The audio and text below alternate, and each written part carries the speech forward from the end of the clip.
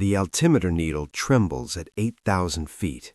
Lieutenant Robert Bob Bram narrows his eyes behind the frosted canopy of his Bristol Beaufighter as the aircraft slices through the frozen darkness above the North Sea.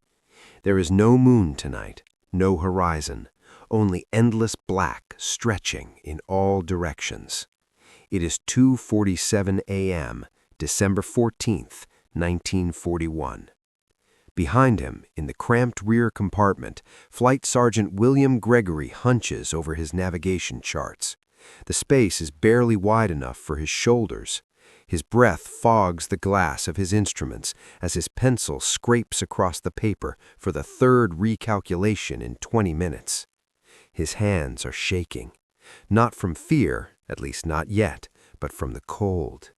Outside the aircraft, the temperature has dropped to -15 degrees Celsius. Inside, the thin aluminum skin offers almost no protection. The cold seeps into his gloves, his fingers stiff and numb, barely able to grip the pencil. Gregory is supposed to be guiding them home. Their patrol has been a failure. No German bombers sighted, no contacts on radar. Standard procedure now is simple. Turn west, cross the sea, land safely back at RAF Wittering. But something isn't right. The numbers refuse to align. According to his dead reckoning calculations, factoring airspeed, heading, and wind drift, they should be nearing the English coast near Norfolk. He should be seeing the faint glow of land by now. But his stopwatch tells a different story. They've been flying 43 minutes since turning for home. At a cruising speed of 280 miles per hour, that distance doesn't make sense. Gregory's stomach tightens. It puts them at least 60 miles past where they should be. His mind races back through every step of the calculation, the wind direction, the correction angle, the heading change. And then the realization hits him like ice water. He's made a catastrophic error.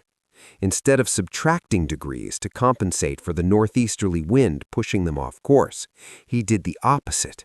He added them. A simple mistake, the kind that kills air crews, the kind that ends with a night fighter vanishing into the North Sea, leaving nothing behind but unanswered questions and an empty dispersal bay. Gregory swallows hard. Before he can speak, Bram's voice crackles through the intercom, tight, strained. "Sticks, where the hell are we? We should be seeing the coast by now." Gregory opens his mouth to confess, to admit that he's led them deep into the wrong sky, possibly over enemy-controlled territory. But then Bram speaks again, sharper this time. "Wait, lights, dead ahead." Gregory freezes. Multiple lights.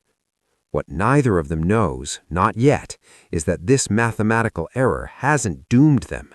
It has just placed them on a collision course with one of Nazi Germany's most closely guarded secrets.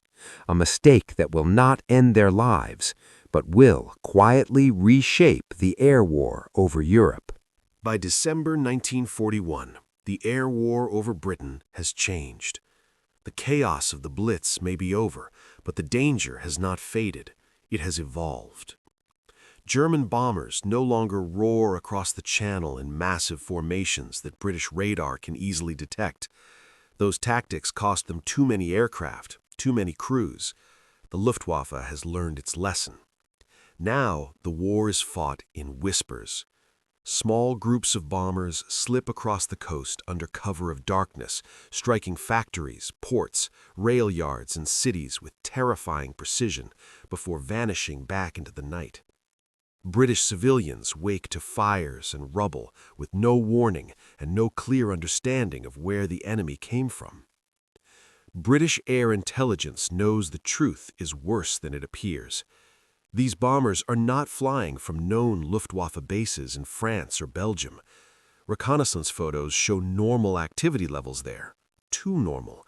No mass takeoffs, no surge in fuel usage, no concentration of aircraft. Yet German bombers keep appearing over Britain. The math is brutal in its simplicity. If the aircraft aren't launching from known airfields, then hidden airfields must exist. secret forward bases tucked along the occupied European coastline, close enough to Britain to allow repeated night raids. But no one can find them. Between September and December 1941, German night bombing kills more than 1,000 British civilians. Entire neighborhoods vanish under incendiary attacks. Factories critical to the war effort are damaged or destroyed. RAF Fighter Command throws everything it has at the problem. More coastal radar stations are deployed. Night fighter patrols are increased. Reconnaissance aircraft are sent deep over occupied Europe in daylight, risking German fighters and flak in search of these invisible bases. The results are devastatingly poor.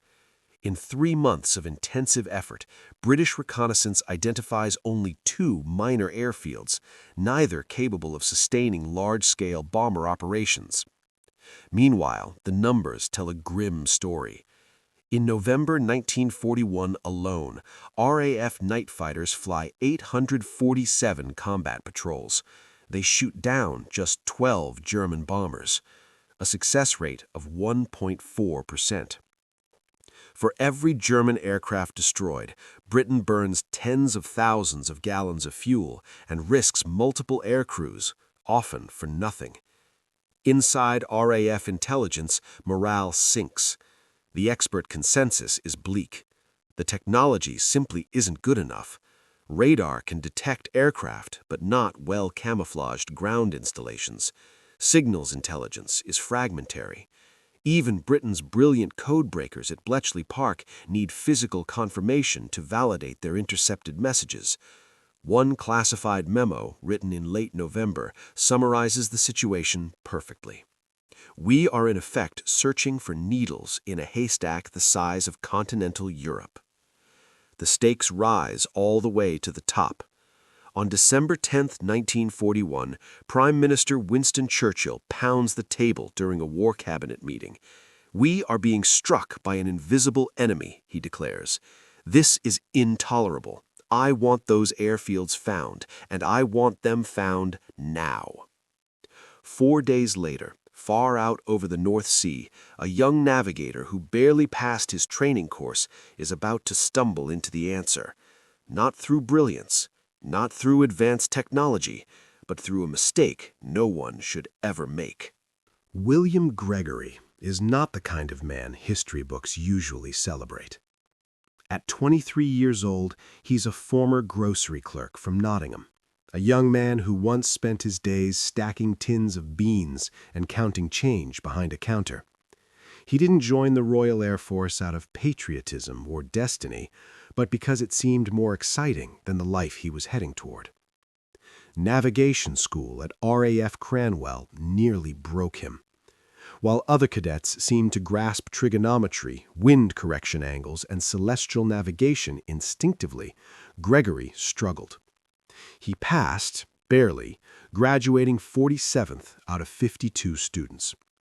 His instructors were blunt. Adequate mathematical skills. Tends to rush calculations. Requires additional supervision. Gregory knows exactly what those words mean. He's average. Replaceable. One mistake away from washing out. Unlike gifted navigators who can perform calculations in their heads, Gregory relies on a battered notebook he carries everywhere, pages filled with formulas, correction factors, and handwritten reminders. During flights, he constantly double-checks his work, terrified of getting something wrong. And tonight, despite all that effort, he has.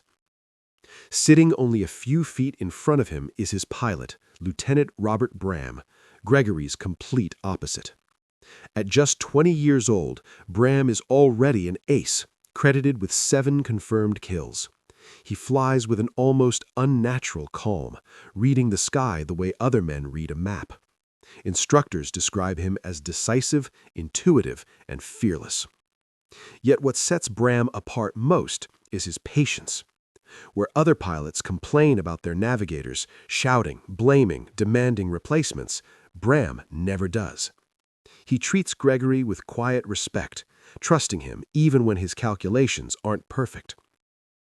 On the night of December 14th, 1941, they are flying their third patrol of the week. The work is mind-numbing. They take off from RAF Wittering at 11:30 p.m., climb to altitude, and begin methodical search patterns over the North Sea.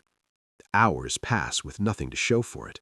No contacts, no flares, no enemy silhouettes against the stars. The cold gnaws at them. The darkness presses in. Then, Bram sees the lights. As the pilot reports them ahead, Gregory's world narrows to the numbers on his chart. Panic floods in as he recalculates again, working backward from their takeoff time, their headings, the wind forecast. And suddenly, painfully, the truth snaps into focus. He's been compensating for the wind in the wrong direction the entire time. They aren't approaching England. They're flying deeper into enemy-controlled Europe. Those lights ahead aren't friendly. They're German. For a heartbeat, Gregory considers staying silent. But then another thought cuts through the fear.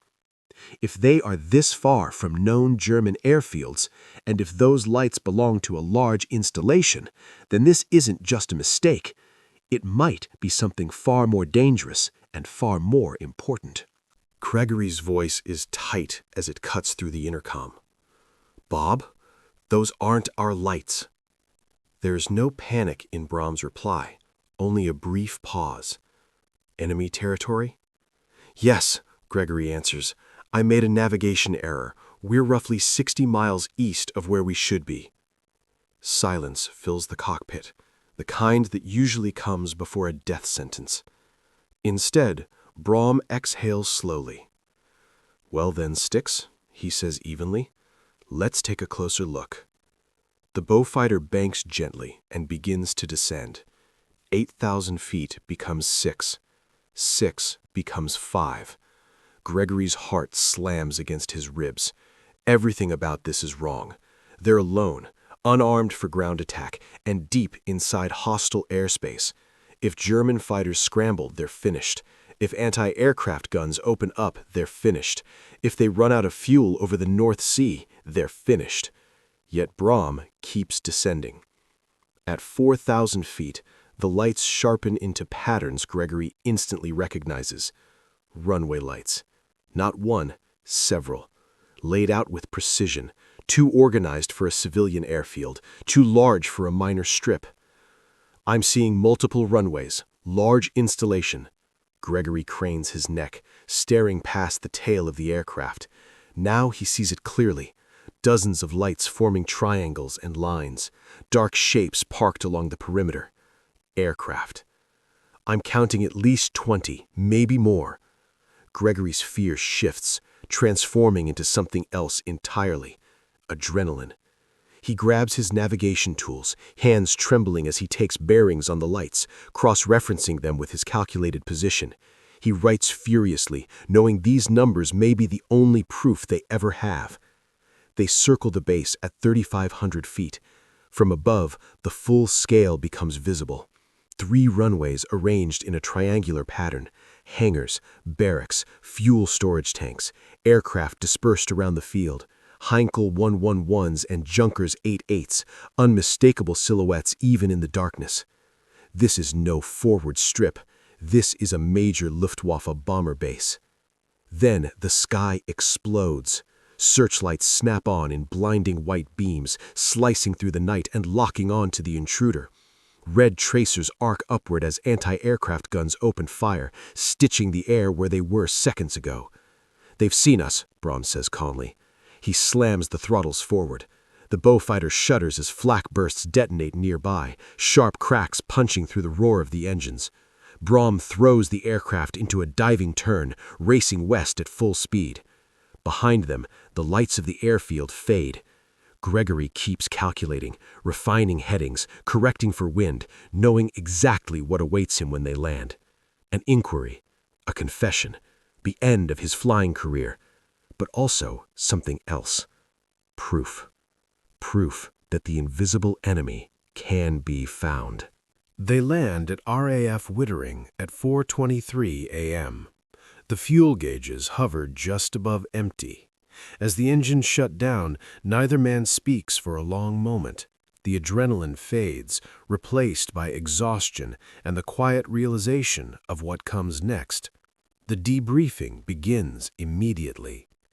Inside the intelligence office, Flight Lieutenant James Harrington listens with arms crossed, his expression hardening with every sentence. Gregory lays out his navigation notes, explaining the error, the bearings, the layout of the airfield. When he finishes, the room is silent. "So, let me understand this correctly," Harrington says slowly. "You flew 60 miles off course due to a navigation error." "Yes, sir." "You then deliberately penetrated enemy airspace without authorization." "Yes, sir." "You descended to low altitude over what you claim is a secret German bomber base." "Yes, sir." Harrington shakes his head. "And you expect us to act on this based on calculations from a navigator who has already admitted a catastrophic mistake?" Bram snaps. "I know what I saw. There were bombers on the ground, 20 at least."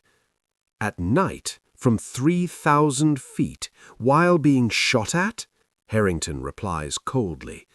"Your report is noted, Lieutenant, but I cannot recommend action based on unreliable intelligence." The decision comes down swiftly. Both men are grounded, pending investigation. By breakfast, the story spreads through the squadron. Gregory becomes the cautionary tale, the navigator who got lost and then spun a fantasy to save his career. Some feel sympathy. Others laugh behind his back. The verdict among senior officers is clear. Gregory screwed up. But one man isn't convinced. Wing Commander Basil Embry, the station commander, has flown enough missions to know that war rarely follows neat procedures. When he reads Harrington's report, he sees something others don't. A pattern, an opportunity. On December 15th, Embry calls a meeting.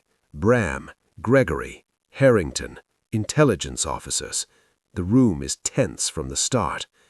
"We may have an intelligence breakthrough," Embry says, "and I won't see it dismissed because it arrived in an untidy package." Arguments erupt. The odds are astronomical. The Germans would have moved. The risk is too high. Embry listens, then ends it with a single decision. One reconnaissance sortie. If the airfield exists, we change the war. If it doesn't, we lose one flight. He turns to Gregory. "You'd better be right." Gregory swallows. "I am, sir." The morning of December 16th, 1941, dawns cold and clear over eastern England. At RAF Benson, a pale blue Spitfire PR Mark IV rolls onto the runway. It carries no guns, no armor, only cameras and the quiet weight of a controversial mission. Its pilot, Flight Lieutenant Anthony or Tony Hill, has been briefed on the arguments raging inside RAF intelligence. Half believe this sortie is a waste of time. The other half are silently hoping a frightened navigator from Nottingham has somehow changed everything. Hill lifts off at 8:47 a.m., climbing steadily to 28,000 feet. At that altitude, he is above most German anti-aircraft fire. The sky is flawless, perfect for photography. Crossing the Dutch coast, he sets course for the coordinates written in Gregory's cramped handwriting. At 9:34 a.m., Hill reaches the location. What he sees through the viewfinder makes him forget to breathe. There it is, exactly where Gregory said it would be. A massive airfield stretches across the landscape below, runways cutting clean geometric lines through farmland, hangars, barracks, fuel storage tanks, aircraft lined up in careful dispersal patterns. Hill makes 3 passes. His cameras click relentlessly as he counts 43 aircraft on the ground, bombers, fighters, transports. Nothing is hidden now, Nothing is ambiguous. When Hill lands back at RAF Benson at 11:13 a.m., he is grinning like a schoolboy. "It's there," he tells the waiting intelligence officers, "all of it, exactly as described." By evening, the developed photographs land on the desk of Air Chief Marshal Sholto Douglas. Analysts confirm the truth. This is Gilze Rien Airfield in the Netherlands, a major Luftwaffe bomber base British intelligence had never known existed. Within hours, everything changes. Plans are drafted, timetables studied, patterns observed, and for the first time in months, the invisible enemy has a name and a location. The discovery of Gilze Rien sends shockwaves through British intelligence. For 3 weeks, reconnaissance aircraft return again and again, photographing the base from every angle. Signals intelligence begins monitoring its radio traffic. Slowly, a complete operational picture emerges. This isn't just an airfield. It is one of the Luftwaffe's primary night bomber hubs for attacks on Britain. German records later confirm it housed Kampfgeschwader 30, a bomber wing equipped with Junkers 88s that had been raiding British cities since early autumn. On January 7, 1942, the response comes. 48 Bristol Blenheim bombers roar across the Channel in daylight, escorted by Spitfires. They strike Gilze Rien with precision. Hangars collapse, the main runway is cratered, aircraft burn where they stand. 17 German aircraft are destroyed or damaged on the ground. The base is knocked out of action for 11 days. But the real value of Gregory's mistake goes far beyond a single raid. British analysts now know what to look for. They study Gilze Rien's location, its camouflage methods, its dispersal patterns. Using those indicators, they uncover 3 more secret airfields within a month: Leeuwarden, Soesterberg, and Schiphol. The numbers tell the story. Before the discovery, German night bombers flew 347 sorties in 3 months, losing just 3.7% of their aircraft. Afterward, sorties drop to 198 and losses climb to 8.4%. British night fighters, now able to patrol near known launch points, see their kill rates more than double. And on the ground, the human cost shifts. British civilian deaths from night bombing fall from 416 per month to 187. Hundreds of lives saved, not by new weapons or technology, but by a mistake that was noticed, investigated, and believed. For William Gregory, vindication does not come with celebration. There are no medals pinned to his chest, no speeches, no headlines. The war has no time for irony. Instead, he is quietly returned to operational duty. Gregory and Brahm continue flying night patrols, only now they know exactly where the enemy is coming from. On February 23, 1942, Brahm shoots down a Heinkel 111 near Gilze Rien, scoring his 8th confirmed kill. By the end of the war, Brahm will rack up 29 victories, becoming one of the RAF's top night fighter aces. Gregory stays with him. The navigator who once barely passed training becomes something else entirely. Experience hardens his discipline. The mistake that nearly ended his career transforms how he works. He checks everything, then checks it again. Later evaluations describe him as exceptionally reliable, a navigator whose attention to detail makes him a model for others. The irony is not lost on him. The ultimate confirmation arrives in an unexpected form: a letter. In March 1942, Gregory receives a handwritten note from a bomber pilot he has never met.